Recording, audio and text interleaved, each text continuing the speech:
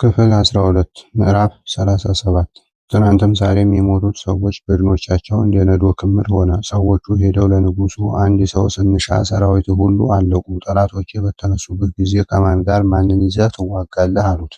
የተረገመ እሱ ሞተለሚ ግን እነሆ በደዌ ተይዞ ይጨነቅ ነበር። ከዚህ በኋላ ቅዱስ ገብረዋህድ ወደ እሱ ገብቶ ሞተለሚን፣ ንጉሥ ሆይ ለምን እንደዚህ ትጨነቃለህ? በፈጣሪው ብታምን ይህ ሰው ባዳነህ ነበር፣ ማመኑንስ ባመንኩ ነበር። ነገር ግን መንግስቴን እንዳይወስድብኝ ይፈራዋለሁ እንጂ አለው። ገብረዋህድም ቀድሞ እንኳን ከቤትህ የሳር ትቢያ አልሻም ሲል አልሰማህምን? ስለዚህ ነገር እኔ አስጨርስልሃለሁ፣ አትፍራ አለው። ማርያንም ገብረዋህድን ይህንን ሁሉ ክፉ ነገር ያመጣህብን አንተ ነህ አሉት። ገብረዋህድም እንደዚህ ሳትበሉ አይሆንም፣ ንጉሡን መዳን አትከልክሉት። እናንተን ግን ከእሱ ጋር እናፈታተናችሁና እናንተ ያሸነፋችሁት እንደሆነ እሱን እንገላለን፣ እሱ ያሸነፋችሁ እንደሆነ እናንተን እንገላለን አላቸው። ይህ ነገር ንጉሡን ደስ ስላሰኘው ከፈረውድም ደግ ነገር መከርከኝ፣ ያድነኝ ዘንድ ፈጥነህ አምጣልኝ አለው። ሄዶ ብፁዕ አባታችን ተክለ ሃይማኖትን ከቀሩት ምዕመናን ጋር አጽመ ሰማዕታትን ሲያስቀብር አገኘውና እኔም እንዲህ መከርኩት፣ ንጉሡም እንዲህ አለ ብሎ ነገረው። ብፁዕ አባታችን ተክለ ሃይማኖትን ገብረዋህድን ምክርህ እንደ ኩሲ ምክር በእኔ ዘንድ የተወደደ ነው፣ ነገር ግን እግዚአብሔርን ከማርያኖች ጋር ለምን አስተካከልከው ብሎ ቢጠይቀው፣ ገብረዋህድም እግዚአብሔርን ከማርያኖች ጋር ያስተካከልኩት አይደለም፣ ኃጢአታቸው ይፈጸምባቸው ዘንድ ይህን አልኩ እንጂ አለው።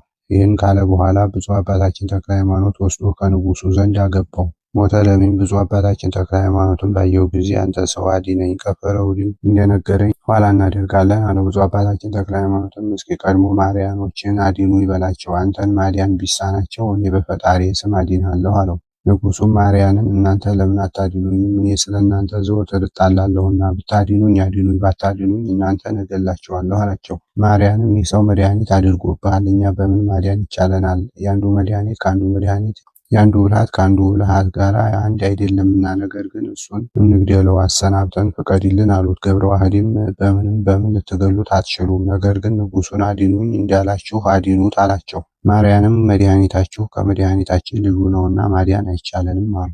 ብፁዕ አባታችን ተክለ ሃይማኖትም ይህስ ለምክንያት ነው፣ ከስራችሁ የተነሳ ፍጻሜያችሁ ይታወቃልና፣ እኔ በፈጣሪ ስም አድነዋለሁ።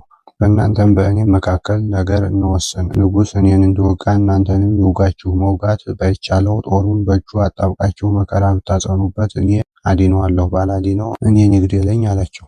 ንጉሡም ይህ ነገር የቀና ነው፣ እንደዚሁ ይሁን፣ ነገር ግን ቀድሞ እኔን አድነኝ አለ። ብፁዕ አባታችን ተክለ ሃይማኖትም ይህንን ታደርግ ዘንድ በአምላኮችህ ማል አለው። እንዲያለውም እንዲያደርግ ማለ። ዳግመኛም ንጉሡ አንተም ለራስህ እወቅ፣ አንተን ያላዳንከኝ እንደሆነ እገልሃለሁ፣ የተናገርሁትን አላስቀርም ቢለው፣ ብፁዕ አባታችን ተክለ ሃይማኖትም ግደለኝ፣ እኔ ለራሴ አላዝንም አለው። ብፁዕ አባታችን ተክለ ሃይማኖትን በስሙ የማስተምር በጌታዬ በኢየሱስ ክርስቶስ ስም ከደዌህ ዳን ብሎ ቢዳስሰው ከደዌው ፈጥኖ ዳነ። ሁለቱም ጦሮቹ ከእጁ ተላቀው ወደቁ። የሰለለ ክንዱም ፈጽሞ ዳነ፣ አእምሮውም ተመለሰለት።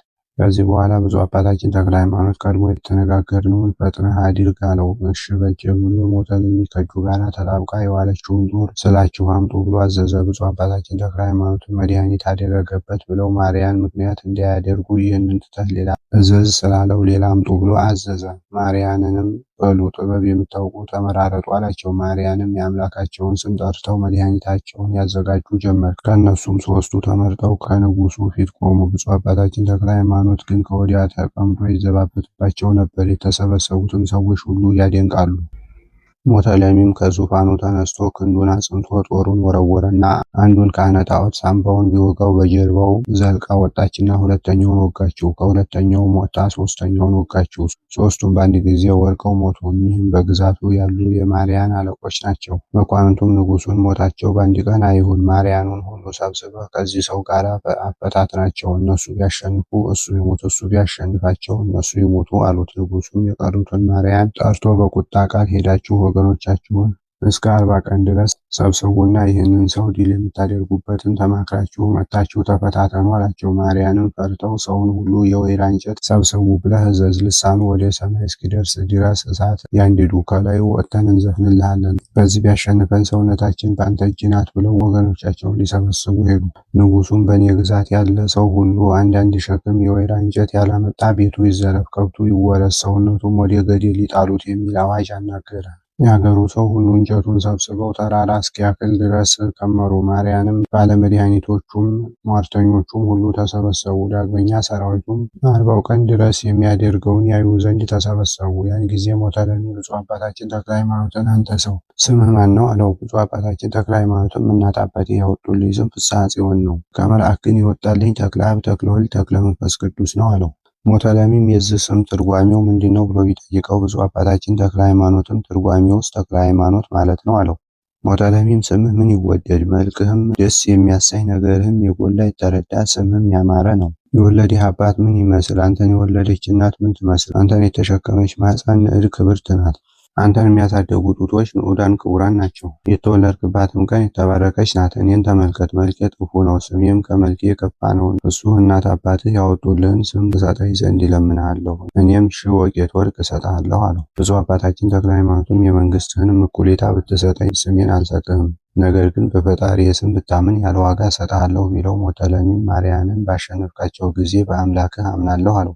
ብፁዕ አባታችን ተክለ ሃይማኖትም እኔም ያን ጊዜ እሰጥሃለሁ ሲል መለሰለት። ብፁዕ አባታችን ተክለ ሃይማኖትም ስለ አምላኬ ስም የሞቱትን የኒን የቅዱሳን ሥጋቸውን ቅበሩ ብለህ እዘዝ ስላለው፣ ንጉሡም ሰራዊቱን ሰማዕት የሆኑትን የቅዱሳኑን ሥጋ ቅበሩ ብሎ አዘዘ። ብፁዕ አባታችንም ከንጉሡ ዘንድ ወጣ። ሰማዕት የሆኑትንም ቅዱሳን መልበረዴ በሚባል ስፍራ ቀበሯቸው። ንጉሡንም እንዲህ አሉት፣ እነሆ ማርያና ሰራዊት ሁሉ ተሰብስበው በደጅህ ይጠባበቃሉ። በዚች ቀን እንዲመጡ ቀጥረሃቸዋልና። ሞተለሚም አስቀድመን ከሸዋ የማረክናቸውን ካህናት አምጥታችሁ ለዚህ ሰው ስጡት አለና አምጥተው ለብፁዕ አባታችን ሰጡት። ካህናቱም ብፁዕ አባታችንን ተክለ ሃይማኖትን ባዩት ጊዜ ከጫማው ወድቀው ሰገዱለትና ተነስተው እጅ ነሱት። የደረሰባቸውን መከራ ሁሉ ነገሩት። ብፁዕ አባታችንም ካህናቱን ፈጥናችሁ ወደ እኔ ሳትመጡ ለምን ቀራችሁ? ወይስ መምጣቴን አላወቃችሁምን? አላቸው። ካህናቱም መምጣትህን በእውነት አውቀናል፣ ተአምራትህንም ሰምተናል። ወደ አንተ እንዳንመጣ ግን የሚጠብቁን ዘበኞች ከለከሉን አሉት። ብፁዕ አባታችንም ለጣዖት ሰገዳችሁን? አላቸው። ካህናቱም ያለ ፈቃዳችን በእስራት በግርፋት ቢያስጨንቁን አሁን ሰገድን አሉት። ብፁዕ ተክለ ሃይማኖትም ከፈጣሪ ከእግዚአብሔር ጋር እኔ አስታርቃችኋለሁ ቆዩኝ አላቸው። ሞተለሚም መኳንንቱን እስኪ ውጡና ቁጠሯቸው አላቸው። መኳንንቱም ወጥተው ቢቆጥሯቸው ቁጥራቸው 100 ዛር አንጓቾች፣ 200 ሟርተኞች፣ 300 ስር ምሰው ቅጠል በጥሰው የሚያጠፉ ጮሌ ዛጎል ጠጠር ከሚጥሉም ወገን 100 ሴቶች ነበሩ። እነዚህም አመፀኞች በጠቅላላው ቁጥራቸው 1000 ነበር። መኳንንቱም ከቤት ገብተው ቁጥራቸው ይህ ነው ሲሉ ለንጉሡ ነገሩት። ንጉሡም እነዚህ መኳንንት ወደ ብፁዕ አባታችን ተክለ ሃይማኖት ላካቸውና እነሆ ተአምራት የሚያደርጉ ማርያን ሁሉ ሰብስቤ አዘጋጅቻለሁና እንዳታሳፍረኝ፣ አንተ አሸንፋቸው እንጂ እንዳያሸንፉ፣ እኔም አንተ ብታሸንፍ እወዳለሁና አሸንፍልኝ እንጂ እንዳያሸንፉብኝ ብሎ ላከበት። መልእክተኞቹም ለብፁዕ አባታችን ይህንን የንጉሡን ቃል ነገሩት። ብፁዕ አባታችንም ይህንን ሰምቶ ፈገግ ብሎ ስቆ ንጉሡን እንዲህ በሉት አላቸው፣ አትዘንልኝ፣ ማርያን ቢያሸንፉኝ እኔን ግደል፣ የ22ቱ ስነ ፍጥረት ሁሉ ፈጣሪ እንዳይደለ ይሁን ብሎ መለሰ። መልእክተኞቹም ለንጉሡ ብፁዕ አባታችን ያለውን ነገሩት። ንጉሡም ማርያን እንደ ልማዳቸው ስራችሁን ስሩ አላቸውና ማርያንም በተከመሩት እንጨቶች ላይ እሳት አነደዱና ነበልባሉ እስከ አየር ወጣ። ንጉሡም ከሰራዊቱ ጋር ወጣና በእሳቱ አንጻር ቆመ። የሀገር ሰዎችም ሁሉ የሚያደርገውን ለማየት ተሰበሰቡ። አንዱም በአንዱ በባልንጀራው ላይ እስኪቆም ደርሰው ታላቅ መጨናነቅ ሆነባቸው። ማርያንም የተንኮል መምህሮች የሆኑትም ሁሉ ከእሳቱ መካከል ገብተው ከዚያው ቆመው የርኩሳን አምላካቸውን ስም እየጠሩ ሞተለሚ ሆይ በጦርነት የሚረዱን ጠላቶችህን ድል የሚነሷቸውን አምላኮችህን አያቸው፣ ተመልከታቸው እያሉ ለንጉሡ ይዘፍኑለት ጀመር። ነገር ግን በዚህ ወራት የመጣ ክፉ ሰው እንዳያስትህና የአባትህን የሞተቄልን የእናትህን የእስክንድርያን አምላኮች በወትሮው ዘመን በእነዚህ አምላኮች ክብር ያገኘባቸውን እንዳታጠፋ ተጠንቀቅ። ይህንንም እያሉ በእሳቱ ላይ በእግራቸው ያሸበሸቡ በእጃቸው ያጨበጭቡ ነበር። ሞተለሚም እሳቸውን አይቶ አባታችን ተክለ ሃይማኖትን እንዲህ አለው፣ ደስ ያለህ ብፁዕ ሆይ እነሆ ማርያን ታምራትን ማሳየት ጀመሩ። አንተ ምን ታምራት ትሰራለህ? አለው። ብፁዕ አባታችንም የእግዚአብሔርን ጌትነት ክብር እስክታይ ድረስ ታገስ ብሎ መለሰለት። ንጉሡም ደስ ያለህ አባት ሆይ እስኪ እንዳታሳፍረኝ አለው። ብፁዕ አባታችንም እነዚህ ተንኮለኞች እንዳይሸሹ እሳቱን ከባችሁ ቁሙ ብሎ 12ቱን ካህናት አዘዛቸውና ከእሳቱ ውስጥ ዘሎ ገብቶ በመካከላቸው ቆመና አሰምቶ በመናገር በሦስቱ ሥላሴ ስም ሰይጣን እፈር፣ ድል ተነሳ፣ ርኩሳን የሚሆኑ አገልጋዮችህንም በዚህ እሳት ይቃጠሉ አለ። የቃሉንም ድምፅ ከመስማት የተነሳ እነዚህን መሰሪያን ሰይጣኑ ጥሏቸው ስለሸሸ ተቃጠሉና አመድ ሆኑ። ያን ጊዜም ንጉሡ ደነገጠ። ሰራዊቱም ብፁዕ አባታችን ተክለ ሃይማኖት ያደረገውን ይህንን ተአምር አይተው ተንቀጠቀጡ። በዚያችም ቀን በዳሞት አውራጃ ሁሉ ታላቅ የማስፈራት ግርማ ታየ። ብፁዕ አባታችንም በእሳቱ መካከል ብዙ ጊዜ ቆመ። የሰለስቱ ደቂቅን ጸሎት 12ቱንም መዝሙራት ጸለየ። ዳግመኛም ሕዝቦችን አድነን ርስቶችንም ባርከን ለባሮችም ለእኛ ድል መንሳትን ገቢረ ተአምራትን ስጠን እያለ የድርሳኑን ማህሌት በመንፈሳዊ መዝሙር ዘመረ። ይህንንም ማህሌት እስከ መጨረሻው ድረስ ዘመረ። ይኸውም እስካሁን ድረስ ዋዜማ ተቁሞ ካበቃ በኋላ የወንጌል ካህናት ያገለግሉበታል። ንጉሱም ዘመረ፣ ማህሌት አደረገ። ተክለ ሃይማኖት ድል ነሳ፣ ማርያን ግን ድል ተነሱ። ካህናቱም ሕዝቦችህንም አድነን ማደሪያዎችህን እኛን አክብረን እያሉ የአባታቸውን ማህሌት ይዘምሩ ጀመር። የንጉሱም ሰራዊት የጌታቸውን ማህሌት ይዘምሩ ጀመር። ተክለ ሃይማኖት ድል ነሳ፣ ማርያን ግን ድል ተነሱ። ሞተ ለሚም ስለ አየው ተአምራት በዚያን ጊዜ ብዙ እልልታ፣ ግርግርታ፣ ቀረርቶ፣ ፉከራ አደረገ። ብፁዕ አባታችን ተክለ ሃይማኖትም ጸሎቱን በጨረሰ ጊዜ ፊቱ ከፀሐይ ይልቅ እየበራ ከእሳቱ ውስጥ ወጣ። የእሳቱ ሽታ ከቶ በላዩ አልነበረም። ንጉሱም ከሰራዊቱ ሁሉ ጋር ለብፁዕ አባታችን ከእግሩ ስር ሰገዱ። ሕዝቡም ሁሉ እንደ አንድ አፍ ተናጋሪ በአንድ ቃል ሆነው አሰምተው ተናገሩ። ባሪያውን ከሚነድ እሳት ባዳነ ማርያንንም ባጠፋ በተክለ ሃይማኖት ፈጣሪ ያምነናል አሉ። ንጉሱም አባቴ ያለ እውቀት የበደልኩህን ይቅር በለኝ። እንግዲህ ወዲህ ግን ሁሉን በሚችል አምላክህ አመንኩ፣ እንዳልከኝም ሁሉን አደርጋለሁ። ብፁዕ አባታችንም ወደማታልፍ ርስቱ ወደ መንግስተ ሰማያት እነሆ እግዚአብሔር ጠርቶሃልና አትፍራ ልጄ ሆይ አለው። ንጉሱም አዋጅ ነጋሪ ይውጣ ብሎ አዘዘ። በቤተ መንግስቴ ያለ ሁሉ አገረ ገዥም ቢሆን ራስ ቢትወደድም ቢሆን ድሃም ባለጸጋም ቢሆን ለጣዖት የሰገደ ማሪት በቤቱ የተገኘበት ቢኖር ገንዘቡ ይወረስ፣ ሰውነቱን በሞት በእስራት ይቀጣ፣ ጦመ ክራር በሚባል ገደል ይጣሉት፣ በዚያም ተጣጥሮ ይሙት። ሕዝቡም ሁሉ በተክለ ሃይማኖት ፈጣሪ ይመን ብሎ አዘዘ። አዋጅ ነጋሪውም ወጥቶ የንጉሱን ቃል ለዳሞት ከተሞች ሁሉ ነገረ። ሞተ ለሚም ተነስተህ በአምላክህ ስም አጥምቀኝ አለው። ብፁዕ አባታችን ተክለ ሃይማኖትም ተነስቶ ውሃውን ባርኮ ንጉሱን ከሰራዊቱ ጋር አጠመቃቸው። በዚያች ቀን የተጠመቁት ቁጥራቸው 12099 ሰዎች ነበሩ። ብፁዕ አባታችን ተክለ ሃይማኖትም ሞተ ለሚም ቀድሞ ተስፋ እንደሰጠው ስምህ ፍስሐ ጽዮን ይሁን፣ ስጋውን ደሙን ሳትቀበል ምንም አትቅመስ አለው። ነገር ግን በዚያች ቀን መስዋዕት መስራት አልተቻለውም፣ ጊዜው መሽቶ ነበርና። ሞተ ለሚም በዚያች ሌሊት ከምግብ ወገን ምንም ሳይቀምስ አደረ። በበነጋው ብፁዕ አባታችን ተክለ ሃይማኖት እነዚያን ካህናት ጠራቸውና ንጉሱ በማረካቸው ጊዜ ታቦት አመጣ ወይስ አላመጣም ብሎ ጠየቃቸው። አሁን አምጥቷል፣ ነገር ግን ካልጋው ላይ ትራስ አድርጎታል ብለው ነገሩት። ብፁዕ አባታችንም ንጉሱን በምርኮ ጊዜ ያመጣውን ታቦት ላክልኝ በሉት ብሎ ላከ። ንጉሱም ከራስጌው አንስቶ ላከለት። አባታችን ተክለ ሃይማኖት ይህንን ታቦት አይቶ ይህ ታቦት በኢየሱስ ክርስቶስ ስም የከበረ ነው ከሚለው ፊት ለፊቱ ከተመለከተ በኋላ ከጀርባው ደግሞ ይህ ታቦት በጳጳሱ በከሳቴ ብርሃን በአባ ሰላማ እጅ የተባረከ የኢትዮጵያ ነገስታት የአብርሃ ወአጽብሃ ታቦት ነው የሚል ቅርጽ አገኘ። ብፁዕ አባታችን ተክለ ሃይማኖት ይህንን አይቶ እጅግ አለቀሰ፣ እንዲህ ሲል አቤቱ ጌታዬ ሆይ በረከሱት ቤት ስለነበረው ታቦት ምን ባደርግ ይሻለኛል? ንጹሕ ስጋን ክቡር ደምህን በምን እሰራለሁ? ወይስ በጳጳሱ እጅ የተባረከውን ታቦት ዳግመኛ መባረክ ይሆንልኛልን? ይህንንም እያለ ሲያዝን ሲቆረቆር ወዳጄ ተክለ ሃይማኖት ጣዖቶችን ልትሽር ታቦትን ልታከብር ካህናትንና ዲያቆናትን ልትሾም እኔ ልኬሃለሁና አትዘን። አሁንም ታቦቱን አክብረው፣ መባረኩንም አትፍራ። በዚች በጨለማይቱ ሀገር እንደኔ የዓለም ብርሃን አድርጌሃለሁና። ሹመትህም እንደ ሊቃነ ጳጳሳት እንደሚሾሟቸው እንደ ሌሎቹ ጳጳሳት አይደለም። አንተ ግን እኔ ፍጹም ስልጣን ሰጥቼ በአንደበቴ ሾሜሃለሁ። የመጣውም ቃል ይህንን ተናግሮ ዝም አለ። ክቡር አባታችን ተክለ ሃይማኖትም 1 ሰዓት ያህል በልቦናው ያወጣ ያወርድ ነበር፣ እንዲህ እያለ ክህነት መስጠትና ታቦት መባረክ ያለ ቅብአ ሜሮን ይሆናልን? ቅብአ ሜሮን የሌለኝ ድሃ እኔ ምን አደርጋለሁ አለ።